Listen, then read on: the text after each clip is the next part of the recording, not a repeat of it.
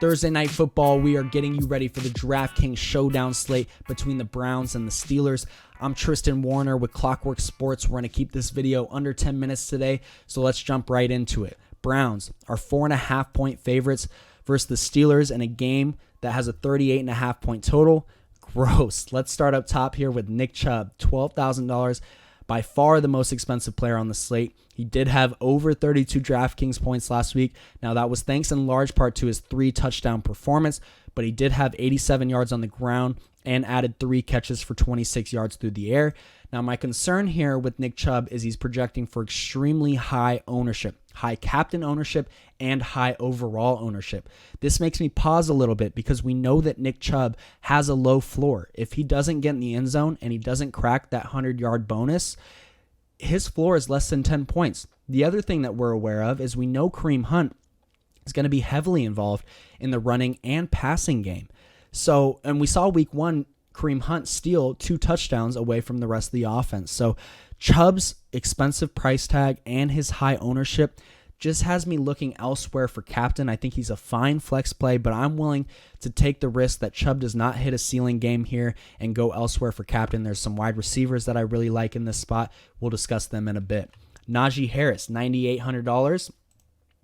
Extremely inefficient on the ground through the first 2 weeks.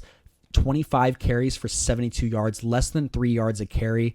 However, we're playing Najee for his receiving upside. So it was disappointing to see him only get 2 targets in week 1, but very promising to see him come back with 6 targets in week 2. I think this is a lot more likely the range that Najee is going to be in. If he can get 6 targets a week, he has the chance for 4 or 5, even 6 catches. That gives him a really nice floor ceiling combo. So I like Najee in this spot. At price and ownership, I think I prefer him at the captain spot over Nick Chubb. But over both of them, give me Amari Cooper or Deontay Johnson. Amari Cooper, $9,400, coming off a great week 2. 10 targets, 9 receptions for 101 yards and a touchdown. I just think in this game, if one of these pass catchers is going to get 100-plus yards and a touchdown, they're likely going to be the optimal captain. And my favorite 2 players to achieve those stats, Cooper and Deontay Johnson. Cooper has a 28% target share. Next closest on the team is Donovan Peoples-Jones at 21%. It's clear that he's the alpha in this room.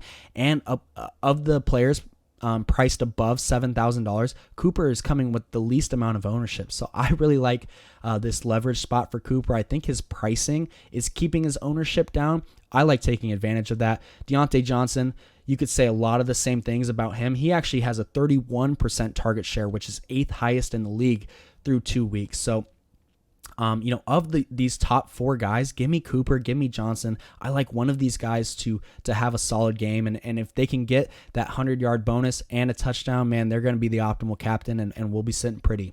Next up, Jacoby Brissett and Mitch Trubisky. We'll discuss them together. Very cheap here as far as pricing on quarterbacks for a showdown goes. Jacoby is $8,800 and Mitch Trubisky $8,600. Now, it's very rare in a showdown where playing both quarterbacks can make you unique, but I think that's the case this week. Neither one is going to garner that much ownership, which is understandable. Neither one has that high of a ceiling, but their floors are kind of intriguing. Through 2 weeks, Trubisky, had a 12.5-point game and then another 12.5-point game. If we go look at Jacoby Brissett, a 10-point game, I believe, almost 11-point game, and then a 16.5-point game.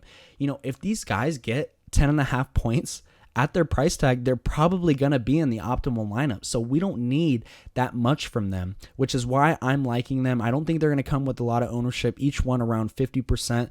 So I'll probably come in overweight on both of them, to be honest. And I don't think playing both in the same lineup is bad. Honestly, I think that makes you a little unique. So, which, like I said, is rare for a showdown. So I like being on both quarterbacks in this spot. Next up, Kareem Hunt, $7,600, 24 carries and 6 targets total through the first 2 weeks. We can comfortably project him for 10-plus carries and at least a couple targets.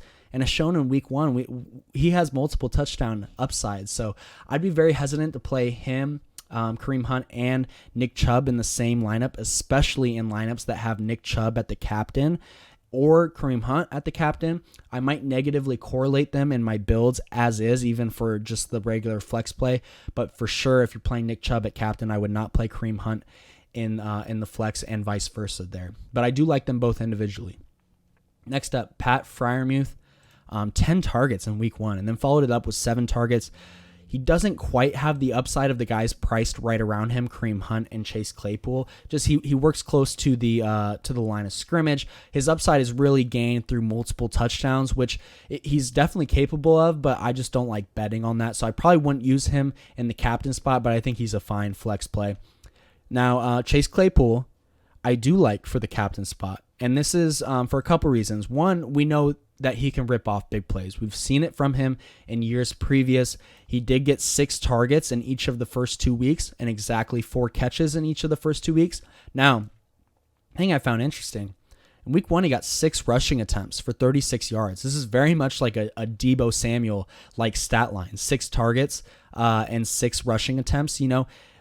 It was strange to see him not get any the next week. To go from 6 to 0 is strange, but we do know that this is at least within the realm of possibilities that he's going to get some rushing attempts. And if he can sneak in a rushing touchdown, it takes away from everyone else on the offense. So I think that he's really good leverage off of Deontay Johnson, off of Naji Harris, and he's not a 0 in the pass game as well. If he can convert some of these targets and maybe rip off a big play, Chase Claypool can absolutely be the optimal captain. So I think he's definitely in play. Only projecting for 30% total ownership right now. I like coming in overweight the field on Chase Claypool.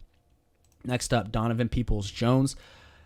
Tale of 2 games here. 11 targets week 1 and then 1 target, 0 catches week 2. I think his most likely outcome is somewhere in between these 2 games. 5, 6 targets seems a lot more realistic for him.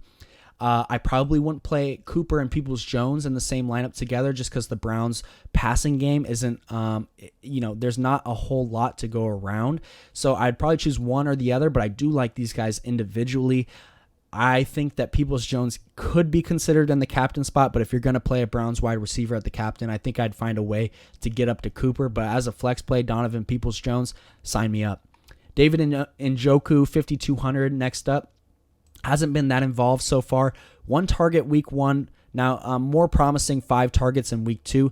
Maybe there was a discussion to get him more involved. I mean, they're paying him a lot of money, so it would make sense. And the other thing to keep an eye on is Harrison Bryant is questionable for this game. I do think he's going to play. He was a limited participant in practice on Tuesday, and he did get 4 targets in each of the first 2 games. So if he doesn't play, that would help in Njoku. So just keep an eye on that. We'll see if Bryant plays. Probably not in play for me if he does play. And if he doesn't play, it would boost up Njoku a little bit more to the point where I am interested in him. Next up, we'll talk about the defenses together. Steelers defense, 4,400. Browns defense, 3,800. I prefer the Browns defense straight up, mainly because the Steelers have a lower team total. And if the Browns offense is clicking, especially in the run game, it's really hard for the opposing defense to rack up points because there's just not as many chances for interceptions or sacks and whatnot. So I prefer the Browns defense straight up. I think the field will too, because not only the reasons that I mentioned, but they're also $600 cheaper. So if you want an ownership discount, have no issues going up to Steelers defense. I think they're both in play. Probably wouldn't play both of them together, but I think that they're okay individually. I'm just realizing we skipped over George Pickens. I did want to mention George Pickens. Barely touched the ball through the first 2 weeks. 3 targets in each of the first 2 games and only 1 catch in each of the first 2 games. However, he's played on 78% of snaps, so he's clearly the number 3 wide receiver in this offense. I think it's only a matter of time before he gets more involved, and I like taking chances on him before we see it. If you wait for the field to catch up, if you wait and Pickens goes off this week, next week he's going to be heavily owned because he's going to be somewhat cheap. So I like taking chances on it before the field does. He's below $5,000 and 20% ownership in a game where even 1 touchdown and minimal yardage could crack the optimal lineup. So I like taking chances on Pickens here. Do the kickers next. Cade York, $4,200 and $4,000 for Chris Boswell. Similar to the defenses, I would not play both in the same lineup, and I do prefer Cade York, who's the Browns kicker, simply because they have a higher team total, but either one is in play. You can see how closely I have them projected, so it's truthfully a coin flip. I think either one is totally fine. $3,200, Jaylen Warren. He can be considered, playing 33% of the offensive snaps so far, has 7 total carries with a target in each game. Ceiling is very low, but if you're playing MME, if you're making 150 lineups, I think he can be considered. Similar to these next guys, Anthony Schwartz and David Bell. $1,400 for Bell. And where'd he go? Anthony Schwartz, $2,800. If we're going to play one of these guys, I prefer going Bell, who outsnapped Anthony Schwartz last week. Neither one has done anything. Schwartz has 2 total targets. David Bell has 1 total target. So, these guys have a floor of 0 points, so buyer beware. But I think if you need some salary relief, if you want a cheap guy, you could do worse than those two. So that's going to do it. Showdown preview. Looks like we went just over 10 minutes. I tried my best. This is surely going to be an ugly game, but someone's going to win. Why not us? Thanks for tuning in, and good luck on Thursday.